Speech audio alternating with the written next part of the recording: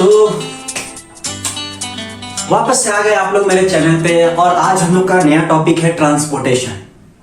आज हम लोग का नया टॉपिक कौन सा है? ट्रांसपोर्टेशन। इसमें हम लोग क्या पढ़ेंगे?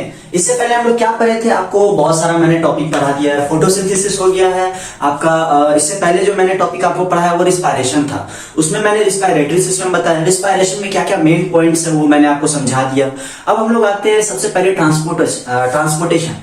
देखिए, ट्रांसपोर्टेशन में भी आपका दो तरीके का ट्रांसपोर्टेशन होता है। सबसे पहला तो ट्रांसपोर्टेशन होता है आपका लिविंग बींग्स का, लिविंग ऑर्गेनिज्म का, जो आपके क्या बोलते हैं, जो लिविंग ऑर्गेनिज्म, अरे मतलब जो मूवेबल है, जो इधर उधर जा सकते हैं नॉर्मल, एक उसका ट्रांसपोर्टेशन होता है जो मल्टी सेलुलर होता है, ठीक है। और एक होता है यूनिसेलुलर का, कि जो सिंगल सेल से जो बनता है उसका कैसे ट्रांसपोर्टेशन होता है, ठीक है। एक ये हो गया।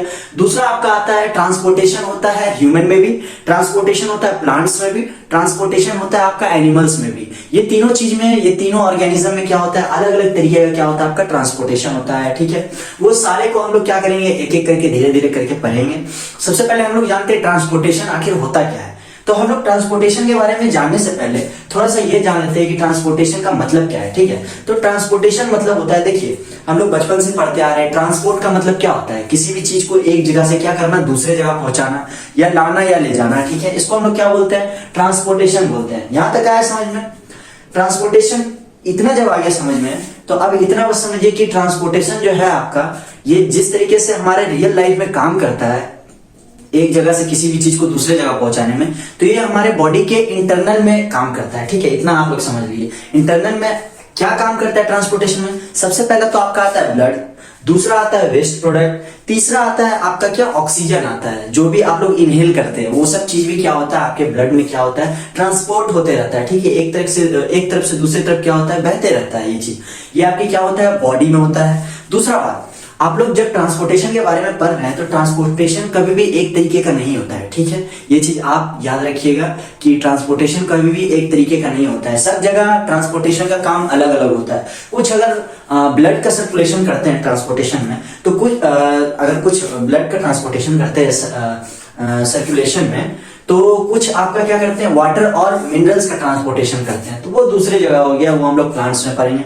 सबसे पहले हम लोग आते हैं, जानते हैं ट्रांसपोर्टेशन होता क्या है। हम लोग डेफिनेशन की तरफ पढ़ते हैं। आई होप आपने पेन और कॉपी निकाल के बैठा हुआ। ये बहुत ही अच्छा नोट्स है, वेल प्रिपेयर्ड हैंड नोट्स है, मेरा खुद का बनाया हुआ। इसको एकदम इजिली आप लोग लिखिए बिना किसी परेशानी के, और एग्जैक्टली इसी से आपके एग्जाम में क्या होगा, पूछा जाएगा सारा चीज। तो बेफिक्र होकर इसको लिखिए, मैं समझाते चलता हूं, आप लोग धीरे धीरे करके लिखते जाइए, ठीक है। तो चलिए स्टार्ट करते हैं। सबसे पहले आता है हम लोग ट्रांसपोर्टेशन के बारे में पढ़ते हैं, ठीक है। इसके बारे में, it refers to the movement of substances. ये क्या करता है, किसको दर्शाता है? सब्सटेंस जो होता है ना हमारे बॉडी के अंदर, जो मूव करता है, एक जगह से दूसरे जगह जाता है। मूव किसको बोलते हैं? मूवमेंट। एक जगह से जो दूसरे जगह जाता है उसको हम लोग क्या बोलते हैं? मूवमेंट बोलते हैं। तो हमारे बॉडी में जो भी सब्सटेंस होता है, जो भी आप खाते हैं ना, इंटेक करते हैं, तो उसमें से जो भी आपका एनर्जी रिक्वायर्ड होता है, कार्बोहाइड्रेट हो गया, कुछ भी हो गया आपका, तो वो चीज क्या होता है, आपके पूरे ब्लड में क्या होता है, सर्कुलेट होने लग जाता है।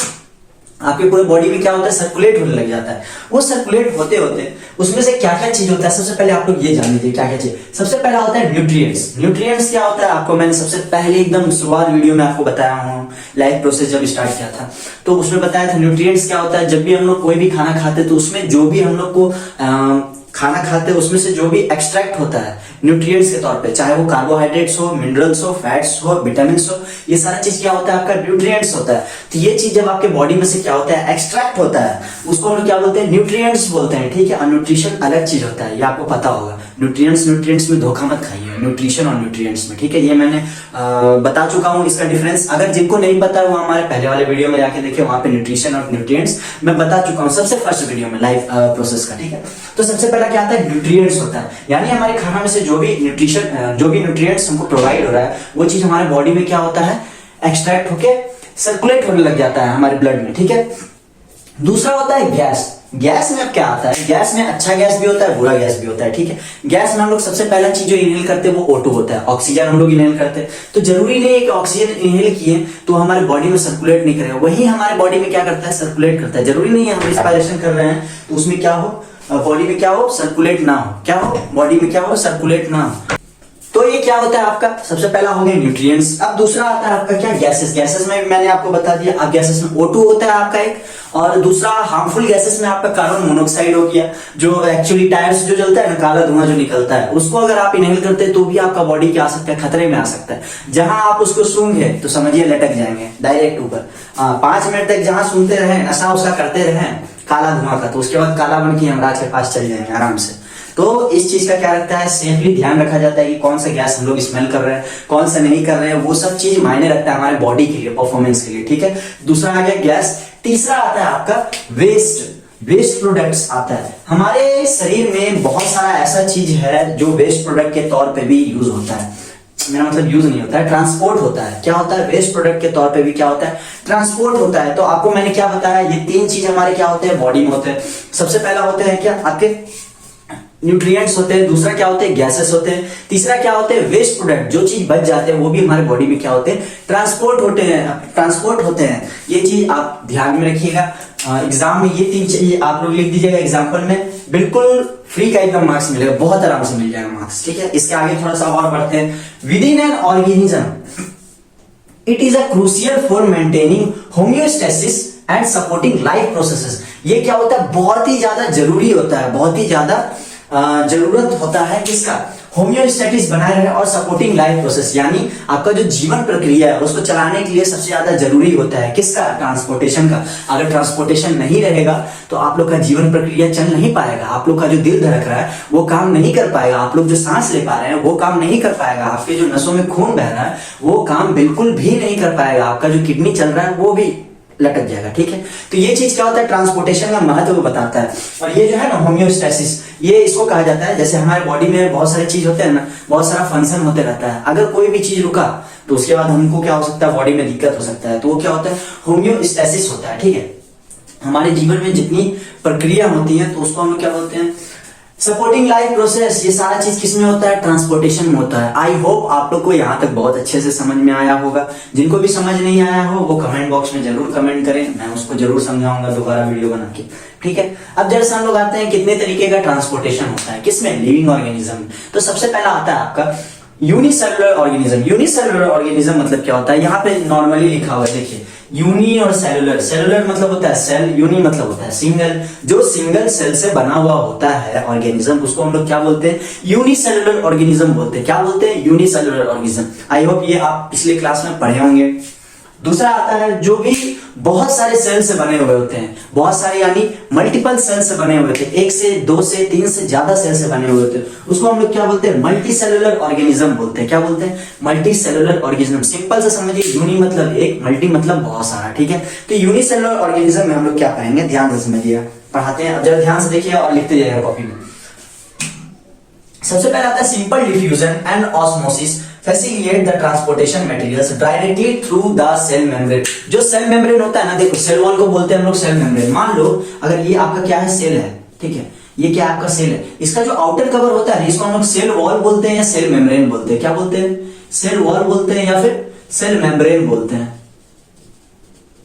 ठीक है। इसको हम लोग क्या बोलते हैं, आउटर कवर, जो बाहर का होता है, जो प्रोटेक्शन के लिए होता है कवर को, जो जिससे आपका क्या होता है, सेल कभी भी डैमेज नहीं होता है, ठीक है। तो उसको हम लोग क्या बोलते हैं, सेल वॉल बोलते हैं या सेल मेम्ब्रेन बोलते हैं। तो वो क्या होता है, ध्यान से समझिए, सिंपल डिफ्यूजन बहुत ही नॉर्मली एकदम क्या होता है, डिवाइड होता है। डिफ्यूजन मतलब होता है बिखरना, बहुत धीरे धीरे करके क्या होता है, इसमें बिखरता है। ये यूनिसेलुलर में ध्यान से समझना, simple diffusion and osmosis facilitate the transportation transport material. जो ट्रांसपोर्ट मटेरियल होता है वो क्या होता है, बहुत ही सिंपल तरीके से क्या होता है, डिफ्यूज हो जाता है, बहुत सिंपल तरीके से क्या होता है, बिखर जाता है। और एंड ऑस्मोसिस फैसिलिटेट, और इसमें क्या होता है, ऑस्मोसिस का भी क्या होता है, फैसिलिटेट होता है, ठीक है। ऑस्मोसिस क्या होता है, अगर आपको नहीं पता है तो इसका मैं अलग से वीडियो बनाऊंगा, अगर नहीं होगा पता, क्योंकि ऑस्मोसिस एक बहुत अच्छा टॉपिक है, ये चीज मैं अलग से आपको बता दूंगा, ठीक है।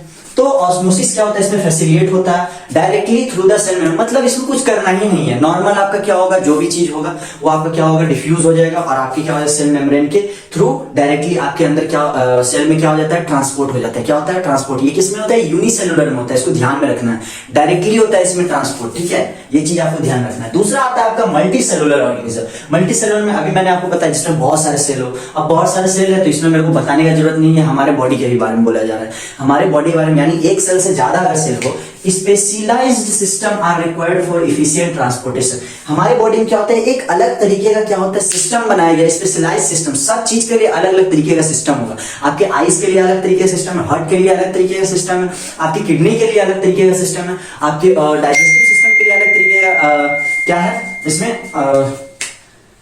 सिस्टम है, ठीक है, जो हमारे क्या करता है ट्रांसपोर्टेशन के लिए बहुत ज्यादा जरूरी होता है due to larger body sizes and complexibility. जो बड़े बड़े जो जिनका शरीर होता है, जो बॉडी होता है, बड़े बड़े जो बॉडी, जैसे हम ही लोग का बात हो रहा है लिविंग ऑर्गेनिज्म का, तो उसमें क्या होता है मल्टी सेलुलर ऑर्गेनिज्म क्या होता है, हमारे लिए अलग तरीके का स्पेशलाइज सिस्टम तैयार है हमारे बॉडी के अंदर, जो हमारे ट्रांसपोर्टेशन में क्या करता है, मदद करता है। आई होप आपको यहाँ तक आ गया होगा समझ में। आप लोग यहाँ तक नोट डाउन करें, इसके आगे मैं आता हूँ और न्यू टॉपिक लेके, जल्दी से इसको लिखें, ठीक है।